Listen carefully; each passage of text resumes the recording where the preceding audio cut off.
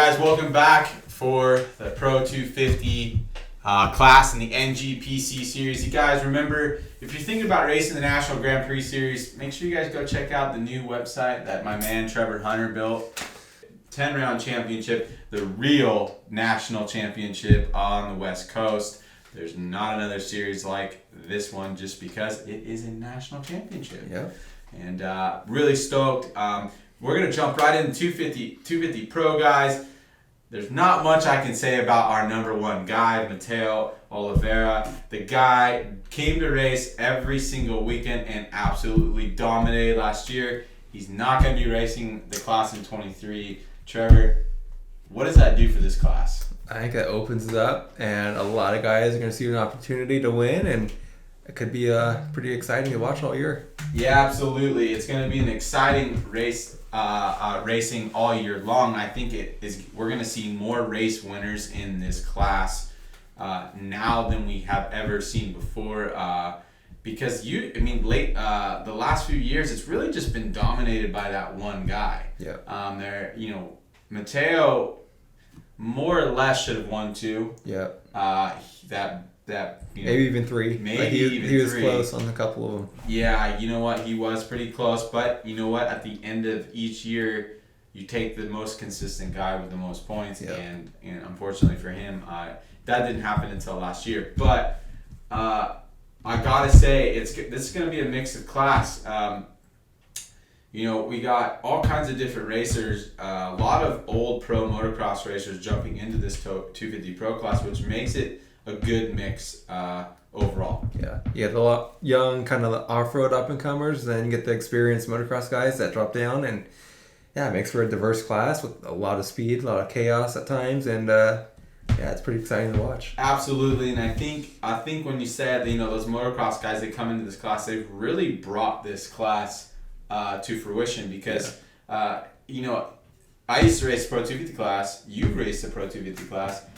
And, we both have seen the steps and leaps that it's taken over the years. It's not the same class. It is not the same class. Yeah, there's a lot of factory back guys or supporter guys where before it's kind of all these privateers kind of show up and race and have fun, and now it's really serious. It is there's teams for this class, there's racers, there's, signed individuals here to race on the weekend. Our first guy we're going to really talk about here is, he was, when I first was introduced to this guy, it was at the Mint 400.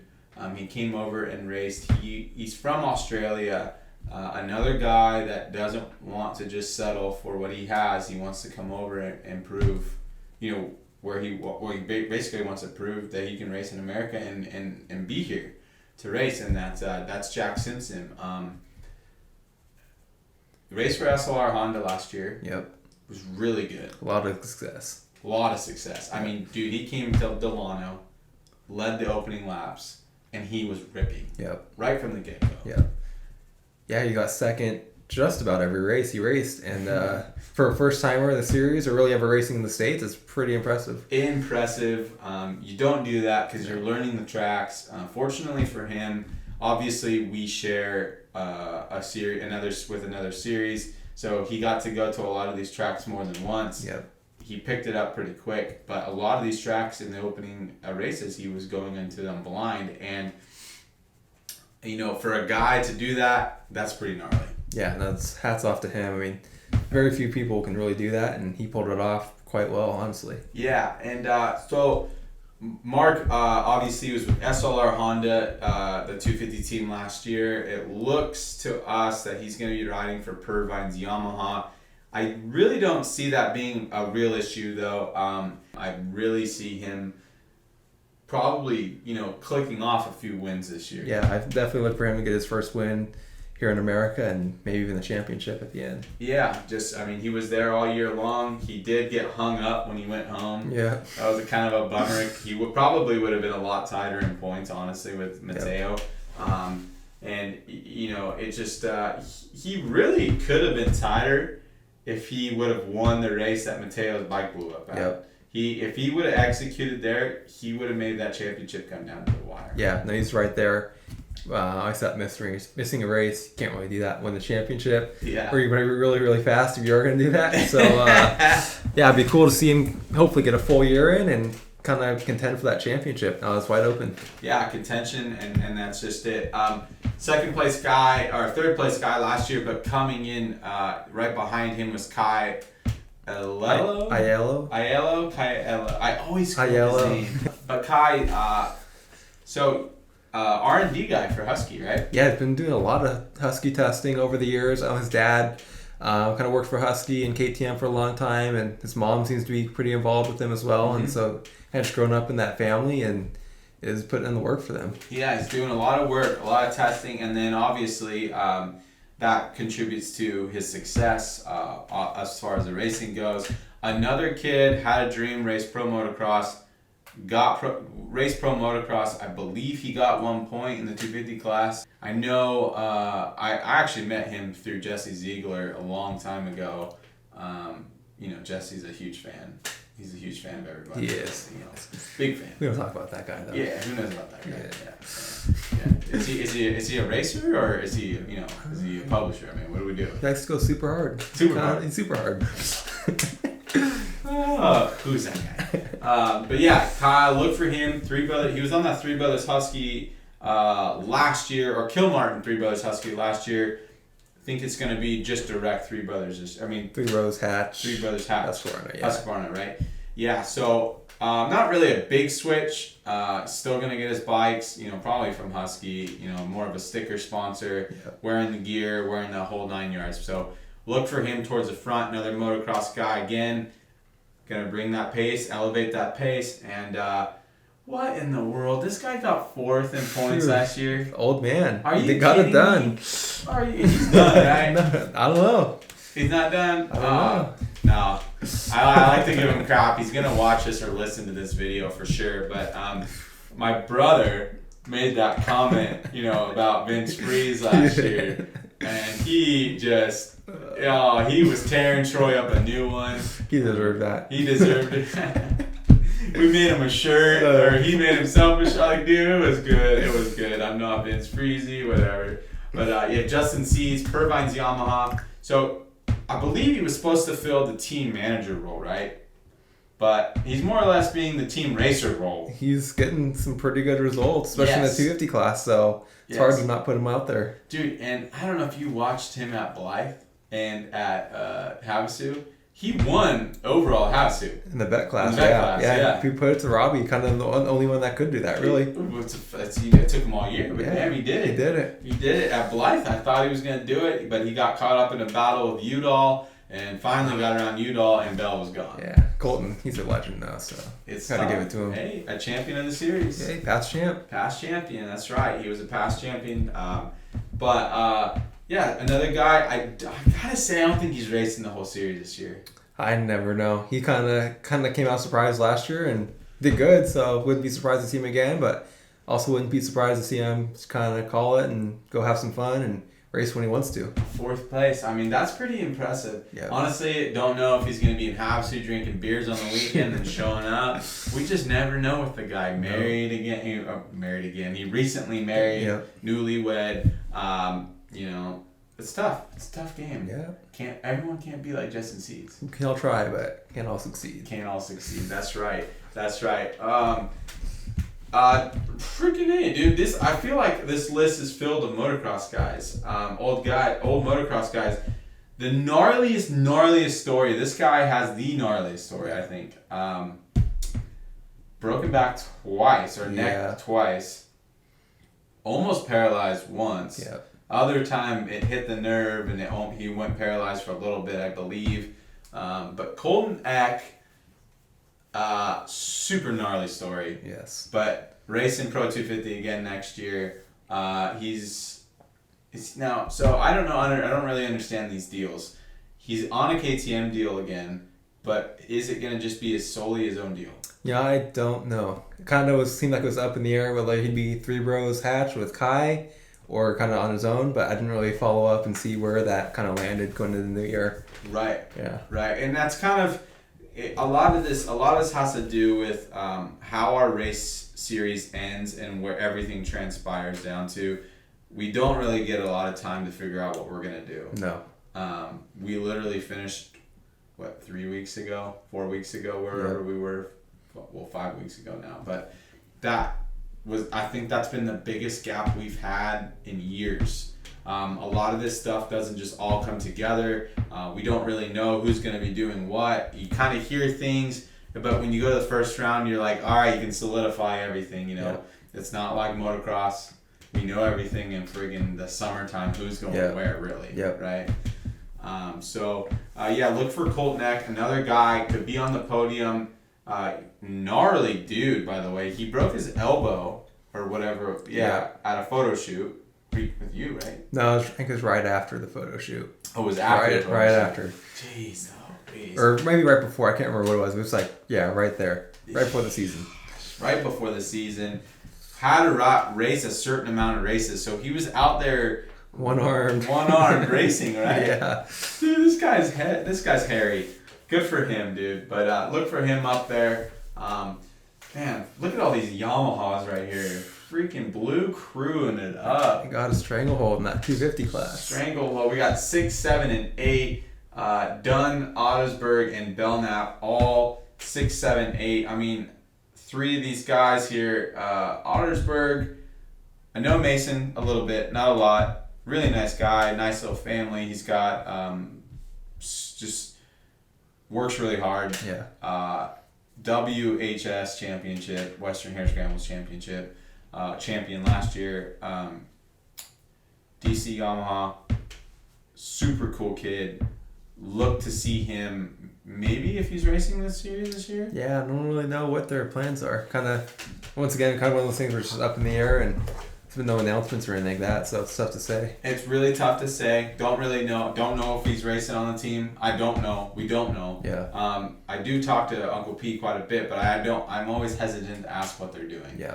I need to be more vocal about that, but he's actually very, very, very decent. If he gets back to that level of being on the podium again, he could be very well winning this class this year. Yeah, and he's always been super consistent and solid, and maybe not winning all the races, but it's always on the podium or just right there. So consistency could win this 250 championship for sure. Absolutely, a kid to look out for. Very, very responsive. I just overpassed Thomas Dunn, and I feel really bad because he got 6th. 24-hour champ. I can't do that. 24-hour champ. Testing dirt bikes for Dirt Bike Magazine. It's a big deal. Big deal. Yeah. Big deal. No, good kid. Really like him. He's a very nice, well-spoken young man. Thomas Dunn, Purvine's Yamaha. Signed with Purvine's Yamaha for the next year. Really just 4th to 6th, kind of just, and then every now and then on the podium. You know what I mean? Looking for him to take that next lead. Yeah, no, he's definitely, he's done it before. Kind of a couple years ago, he kind of burst onto the scene with John Kilmartin's team and got signed to Purvines, and it's been pretty solid, but nothing spectacular as of yet. So we'll see. Could be his breakout year. You never know. Absolutely. Could be his breakout year. I look forward to seeing where he ends up. All right, but unfortunately, I know this kid really too well. I hate this kid. I just can't get it. I can't get over it. Can't get over it. I just like his best friend. That's all I like. Do you see something in here? It's a number 1 plate. Is that? No. Is that what is that? Oh, it's stuck. Can't get it off the wall. Sorry, bud. The number 1 doesn't want to come off the wall. Tyler Belnap, City Service Racing. Past 2-stroke A champion. National champion. Oh. Big doggy. Tyler Prairie Dog Belnap, I think is what they call him. Yeah, Prairie Dog, that's right. Oh, not for the right reasons. No, good kid. Love the family atmosphere. Look at him as like my little brother, so it's really cool to see him shed light. That explains it all. Yeah, explains it all. Hopefully he has a little bit more head strength. No, I'm looking forward to seeing him. Just again, last year, we finally got a full year under his belt. Consistent, we're just looking to close the gap, maybe to that top 5 area. 5 to 8 is where we need to be this year, and I look forward to it. He's working really hard. been riding with him a lot lately. You've been riding with him a lot lately. Yeah. No, he's putting in the work and making progress, and might have like a 350 motor in that thing by now. You never know. But no, I think 5 to 8 is achievable for sure. Oh my God. I don't know how I'm gonna make it through this show. I love it. 5 days achievable. Family run program. Mom and dad help him out a lot. I know Big Mike helps him out. I know Stoopy loves Big Mike. We all love Big Mike. So, yeah. So, yeah, city service guy. Looking forward to seeing him. Last two dudes here. So, JP Alvarez. It's been kind of like hush news and then like kind of not hush news. RPM KTM next year. Yep. Any insights on the deal or how this is all working out? Just racing 250 class, and maybe he's supposed to take over where Mateo left off. We'll see. That's big shoes to fill, but he's won races before, so why not? Absolutely, yeah. He's won races before. He was on that PC Cowie, was off the PC Cowie. Now he was back on the PC Cowie. Yep. Then he did his own thing, and then I've always stood up for him because I think he can do it. He just really needs to just be consistent at doing it. Yeah. The speed is not really the problem. It's more or less finishing. Yeah. Let's get those finishes in. Get those podiums again. You podium, 2 races I think at the end of the year last year, or one, at least one. You got a second. So let's do it. Let's get it done. Yep. It's our year. There you go. It's our year. It's your year. It's your, His year. Hey, without him, it's me, baby. Let's go. It's our year. Notice how we said it. You and me. And the last guy, Cole Zeller, rounding out the top 10. Now, started in the 450 class, dropped down to 250 class, seeing the strengths in the 250 class. Yeah. Kind of surprised me. I thought he'd be a better 450 rider, but kind of showed up on the 250 after the summer break, and I was like, okay, that's cool, whatever. And then all of a sudden, he's right there battling for wins and getting on the podium and leading races, leading laps. Like, it's really, really good. So super strong. Yeah. Really, really good, like you said. Yeah, no, he's on a good bike. He's got a good training program. I think he could be the surprise of the year. Surprise of the year, dark horse. Yeah. Maybe honestly, he's got the program to be consistent. Yeah. He's got the program as far as the bikes go, and it should be a good year for him. I'm really looking forward to seeing that. So a few more guys that they weren't in the top 10 last year, but they are going to be racing in some of our series. So those SLR Honda duos. Yep. I know SLR Honda went out there. Mark is going to be experimenting in the futures amateur motocross scene and some stuff like that, but they're also going to be racing some NGPC. I'm talking about Parker Ross and Noah Viney. Parker Ross, He's very real impressive. He's a real deal. Real deal. 2 races, I think maybe 2 podiums, or was right there for the podium. So he's definitely capable. He could be winning races, no problem. Absolutely, dude. When I saw him at Havasu, that kid was putting on a charge. Yeah. I mean, he's got what it takes to be in the series. Now, I think he has what it takes to be at the pro level in motocross series, and I really hope Mark puts the pressure on going that way a little bit more than coming this way. But I really like what he's doing because there's a fallback program. Yeah.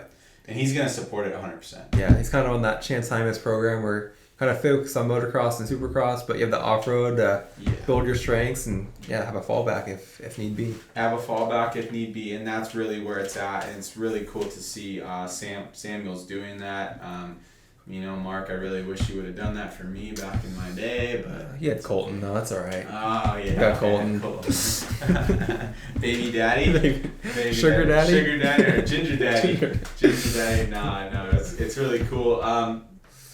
Really awesome to see those two guys really come to the series and bring light to it. Is there really anyone you dark horse in this series besides? I mean, you kind of say Cole Zeller, right? Cole Zeller, I think Parker Ross. If he did race all of them, he's right there too. Mm-hmm. But those are kind of my 2 picks. What are you thinking?